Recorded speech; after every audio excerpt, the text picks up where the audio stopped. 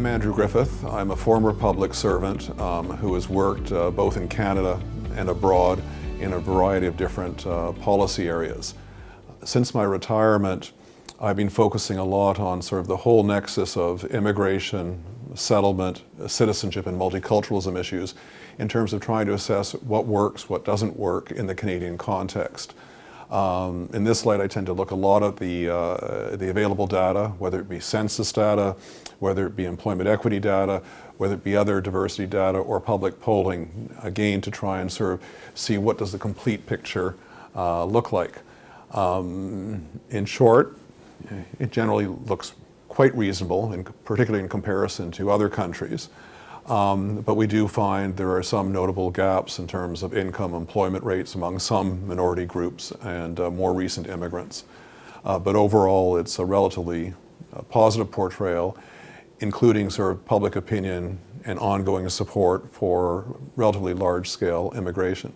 One of the other areas that I've been trying to focus on more recently is how do we actually discuss immigration issues or multiculturalism issues in a way that acknowledges public concerns, but in a way that is also respectful and a positive dialogue that allows a frank discussion without automatically labeling people as deplorables or as part of the elite. And I think as we move forward, that's going to be an ongoing challenge, as we can see from pressures from public discourse. In one sense, compared to Europe, Canada is more immune in the sense that immigration is so much part of the Canadian culture. Most Canadians are immigrants or fairly recent descendants of immigrants. And so that means that an overt anti-immigration message is really hard to gain much support in Canada. And if we look at actually the political landscape, what we see is that out of the 338 ridings, well, 41 are visible minority ridings where the visible minority is actually the majority. And those are the ridings that we see outside of Toronto, outside of Vancouver. And so there's not really a path to power for any political party under our political system to get a majority government, and it becomes extremely hard to get a minority government if a party would use an anti-immigration message or the like. And you even see that, the current government announced an increase in immigration levels. The opposition didn't challenge it.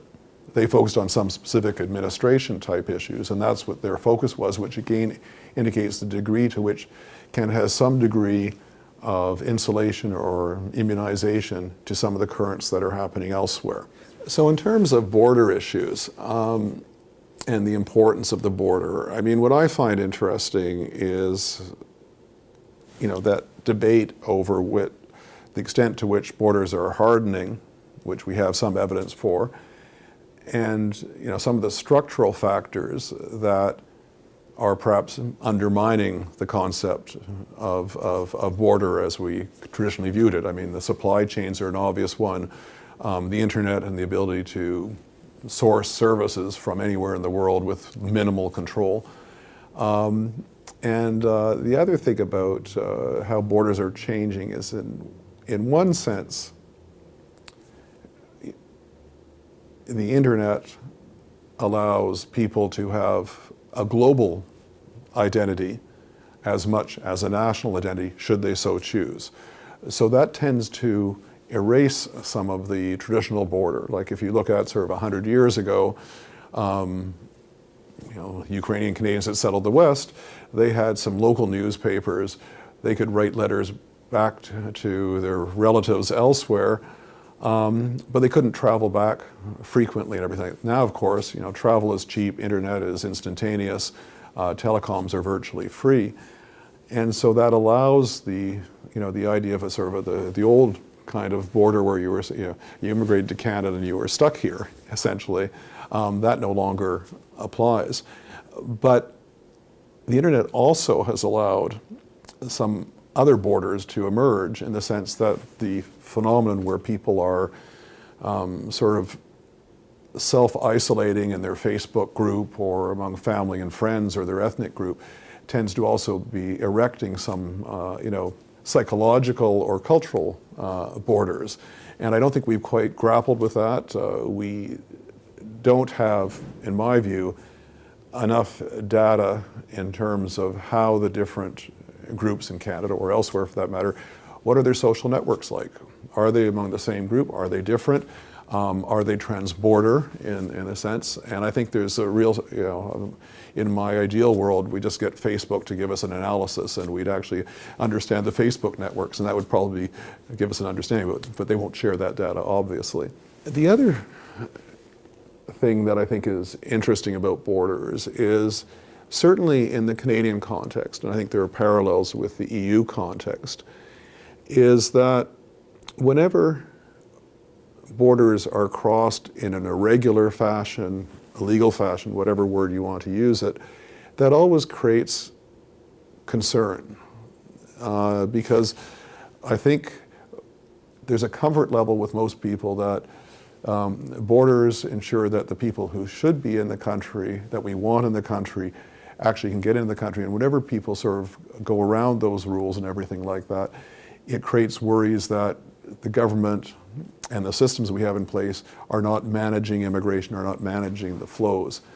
And so just as we've seen in Europe with the very large-scale wave of refugees a couple of years ago, we're starting to see some of the same concerns as we have an uptick in the number of people who are arriving and crossing at irregular border crossings from the United States. And that tends to, the risk to Canada, of course, is that tends to undermine the overall confidence that Canadians have in immigration and that immigration is a benefit to the country. Well, probably just to elaborate further on that point is that when I look at the examples of other countries where there's been large-scale irregular arrivals, and the U.S. has that with its southern border, the EU has that with the Mideast and North Africa. It tends to correlate generally with rising anti-immigration, anti-multiculturalism, xenophobia, and the like. And so as we, observe Europe deal with its migrant flows and how that plays out politically, the U.S. under Trump is probably a unique case. We'll leave that aside.